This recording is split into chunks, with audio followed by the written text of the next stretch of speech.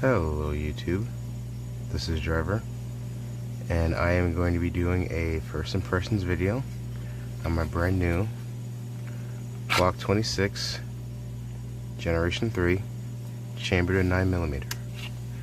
Now, I primarily got this gun for my wife, but I also use this gun as my secondary EDC, and I first saw this gun. Just name any 90s action movie. Well, actually, for any 90s action movie, you're gonna have to go with this one. But typically, the backup gun for the hero who always carried the Glock was the Glock 26. Not sure if you guys have seen End of Days with Arnold Schwarzenegger, but he carried two of these as his backup firearm. And recently, well, not recently, in 2014's John Wick, Keanu Reeves, as that character, also carried this as his backup gun to the H&K P30L, if I'm not mistaken. Now, I primarily got this as my backup gun because it fits certain needs of accepting a whole host of high-capacity magazines.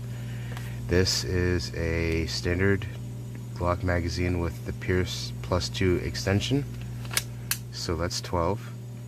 And that fits beautifully. That carries comfortably, doesn't print as much as it would for maybe other folks, but for me it's pretty much perfect. Let's see. Originally comes with the flat floor plate there, which kind of leaves your pinky dangling into no man's land. But in terms of shootability, it really doesn't matter a whole lot, as much as it's I don't know how to describe it. It's the two-finger grip is definitely stable enough to keep my shots on target, but there's something about the stability here that's sort of missing, obviously, versus with this I have the full three fingers grip and then the tight grip on there, and I shoot this like a dream. It's smooth, it's flat, it shoots beautifully. But however, with this, I definitely tend to feel a lot more of the recoil. Maybe it's just because of this. And also, hang on, let me just get this out here. Remember, I'm not chambered, so don't freak out. This is the 15-round magazine for the Glock 19. Fits in there perfectly. Now, that also fills up that space there that my hand so desires, just for stability's sake. But when it comes to shootability, that's more of a shooter's preference sort of thing. Now, with this one, because it's a backup gun, I have no plans to send this to Texas for a manual safety job that I did for my Glock 19. This is my everyday carry, work gun, vehicle gun, home defense gun, you name it. Comes with a TLR light. I love it. It's perfect just to my customization.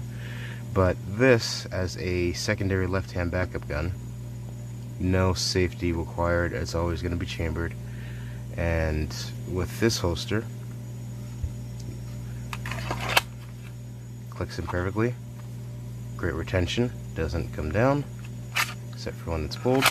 So I think when it comes to customizations, I know there's aftermarket triggers, aftermarket sights, the extended slide release lock, I think here. No, that's the lock here.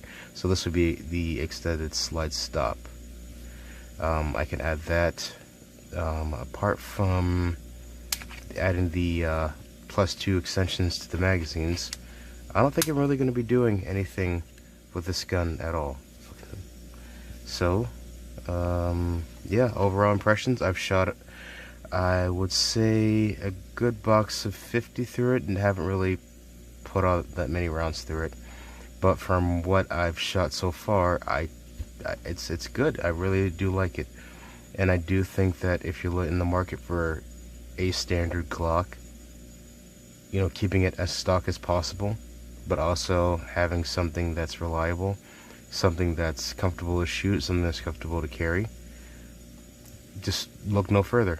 This is, well, I mean, I do recommend for the smaller hand people the Glock 43, if I'm not mistaken, the one that's about I'd say about a 1/4 inch shorter in width. But if you're, if you have meaty hands like I do, a Glock 43 has very little to no interest to you. So it's up to your preference. If you want something that accepts a whole host of magazines, including the let's get this baby out here, the 33 round mag,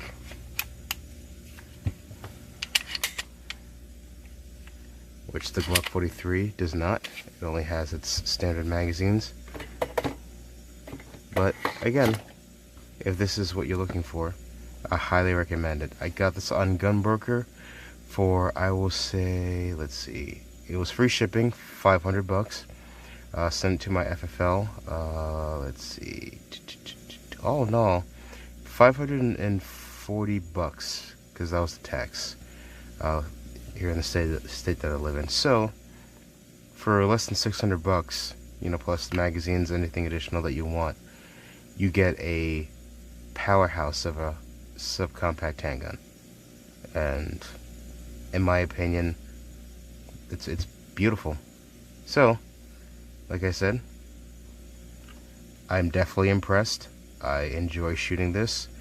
Not so much with this, because the little missing bit there, but I do love shooting it and carrying it with the Pierce grip extension with the +2 capacity. But again, that's my preferences. Some people can probably shoot the wings off the fly with this. I can't. So, just something to keep in mind if that's what you're looking for.